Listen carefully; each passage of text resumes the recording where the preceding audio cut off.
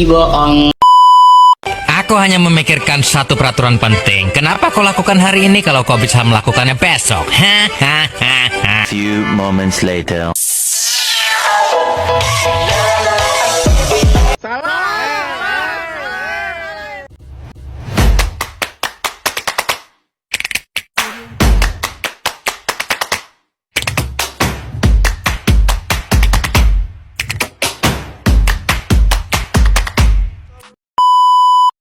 Hello everyone, perkenalkan nama saya Salwa Labibah, saya dari kelas 11 TKJB.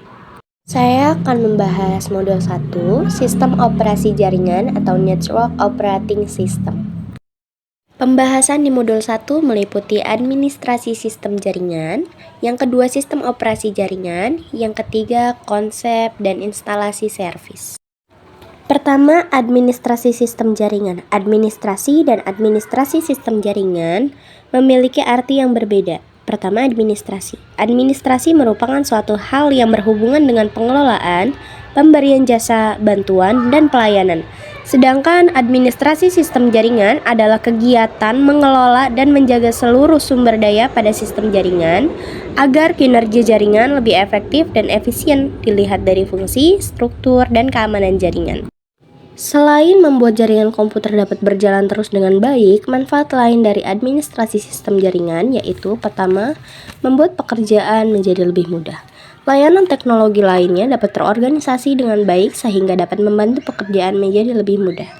Yang kedua ada menambah efisiensi kerja. Administrasi sistem jaringan membuat pengguna layanan hanya perlu berfokus pada pekerjaannya. Dan yang terakhir ada menghemat biaya. Administrasi jaringan bisa mengurangi biaya karena menyediakan layanan sesuai kebutuhan dan mengurangi resiko yang dapat menyebabkan kerugian lebih besar daripada biaya administrasi. Adapun administrator jaringan atau network administrator. Administrator jaringan adalah individu yang bertanggung jawab atas perawatan perangkat keras dan perangkat lunak dalam jaringan, termasuk konfigurasi, pemeliharaan, dan pemantauan peralatan jaringan yang aktif. Administrator juga mempunyai tugas dan tanggung jawab. Pertama, tugas. Salah satu fokus utama administrator jaringan adalah memastikan konektivitas jaringan berfungsi dengan baik bagi semua pengguna dalam organisasi dan menjaga keamanan data untuk koneksi internet. Adapun tugas administrator jaringan sebagai berikut. A. Menginstal dan mengkonfigurasi server. B. Menginstal dan mengkonfigurasi application server. C. Mengonfigurasi keamanan sistem. D. Menggunakan tool untuk memonitor keamanan jaringan. E. Menguasai komponen hardware yang digunakan pada jaringan. F. Membuat dan mengelola user. G. Backup dan restore file.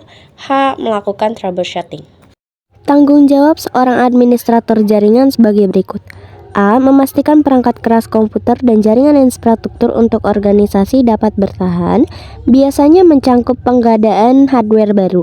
B. Memantau kinerja jaringan. C. Memeriksa keamanan jaringan. D. Menginstal software baru pada server.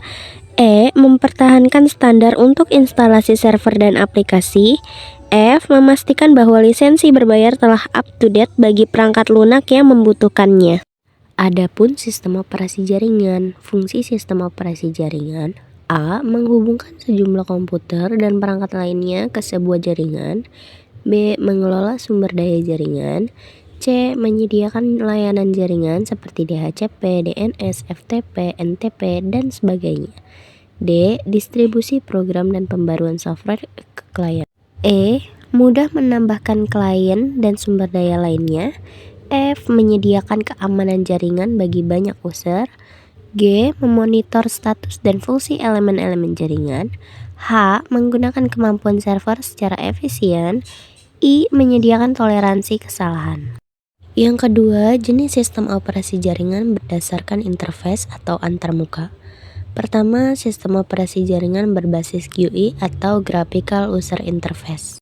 Sistem operasi jaringan berbasis GUI adalah sistem operasi yang dalam proses instalasi maupun penggunaannya, user tidak perlu menghafal perintah maupun sintaksis khusus. Kedua, ada sistem operasi jaringan berbasis teks atau CLI. Sistem operasi jaringan berbasis teks merupakan sistem operasi yang dalam proses instalasi dan penggunaannya, User diharapkan untuk menghafal perintah atau sintaksis khusus yang digunakan untuk menjalankan suatu proses instalasi sistem operasi jaringan tersebut. Dan yang terakhir, materi dalam modul 1 adalah konsep dan instalasi servis. Konsep dan instalasi servis memiliki banyak manfaat pada server. Server ini memiliki peran besar terhadap suatu lembaga. Salah satu server yang digunakan yakni exam. Adapun mengenai konsep dan instalasi exam dijelaskan sebagai berikut. Pertama, definisi exam. Exam merupakan software pengembang dari LAMP yang terdiri dari beberapa fitur seperti Linux, Apache, MySQL, PHP, dan Perl sebagai project non-profit yang dikembangkan oleh Friends. Yang kedua, fungsi exam. Fungsi utama dari exam adalah menjadi server lokal untuk menyimpan data, suatu website, dan web server. Exam memiliki kesamaan dengan web server lokal lainnya yang memiliki fungsi lain seperti mengakses dan memodifikasi database PHP MyAdmin yang memungkinkan penggunanya dapat mengakses database PHP MyAdmin website secara offline. Untuk mengakses website secara offline, program exam dapat diakses melalui perantara localhost komputer yang dimiliki tanpa koneksi internet. Exam lebih memudahkan pekerjaan front-end dan back-end developer dalam melakukan uji testing pada website sebelum merilis website secara langsung. Yang terakhir adalah komponen pada exam. Berikut adalah komponen utama exam. A. Config adalah komponen yang berfungsi untuk mengatur berbagai pengaturan dasar. B. Hdoc, yaitu memiliki bentuk sebuah folder.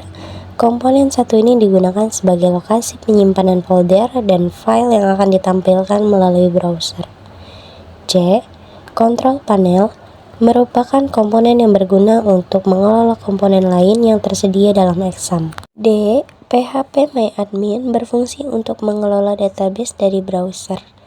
E. Netstat merupakan komponen yang menyediakan fitur monitoring untuk memantau port exam apakah sudah digunakan oleh aplikasi lain. Umumnya, jika port sudah digunakan oleh aplikasi lain, exam tidak berfungsi sebagai mestinya. Adapun Windows NT atau New Technology Server. Windows NT Server merupakan sistem operasi keluaran Microsoft yang dibuat dengan menggunakan bahasa C dan C++. Windows NT Server adalah sistem operasi untuk server 32 bit. Adapun beberapa kekurangan dan kelebihan Windows NT Server. Berikut beberapa kelebihan Windows NT Server. A. Mudah dilakukan pengaturan dan konfigurasi. B. Dapat melakukan booting jarak jauh untuk klien. C. Terdapat network client administrator. D. Terdapat tool untuk mengintegrasi network dan memonitor jaringan. E. Banyak hardware yang support atau kompatibel. F. Banyak engineer yang terbiasa dengan tampilannya. Adapun kekurangan dari Windows NT Server. A. Banyaknya ancaman keamanan karena kepopulerannya. B. Adanya biaya awal yang mahal karena bukan termasuk freeware. C. Browser yang digunakan untuk administrasi banyak menggunakan JavaScript dan ActiveX sehingga menyebabkan proses berjalan sangat lambat. Ubuntu Server. Ubuntu Server adalah versi khusus dari Linux Ubuntu yang dirancang untuk dipasang pada server komputer. Ubuntu Server sering digunakan untuk file sharing, printer sharing, dan layanan web hosting. Keamanan Ubuntu Server cukup tinggi karena turunannya dari Debian. Adapun kelebihan Ubuntu Server sebagai berikut. A. Freeware. B. Mudah digunakan untuk pemula. C. Tahan terhadap virus. D. Akses data penuh proteksi dari pengguna. E. Banyak referensi sehingga mudah untuk mencari informasi mengenai penggunaannya. Di antara kelebihan pasti ada kekurangan. Berikut kekurangan dari Ubuntu Server antara lain. A. Proses instalasi cukup lama karena paket yang diinstal harus diupdate secara online. B. Tidak user friendly karena berbasis teks. C. Tidak mendukung cPanel. Dan D. Dan kurang aman karena pembaharuan paket yang sering dilakukan. Selesai sudah materi di modul 1. Terima kasih yang sudah menonton sampai akhir. Semoga penjelasan tersebut dapat dimengerti oleh halayak ramai. Terima kasih and bye-bye.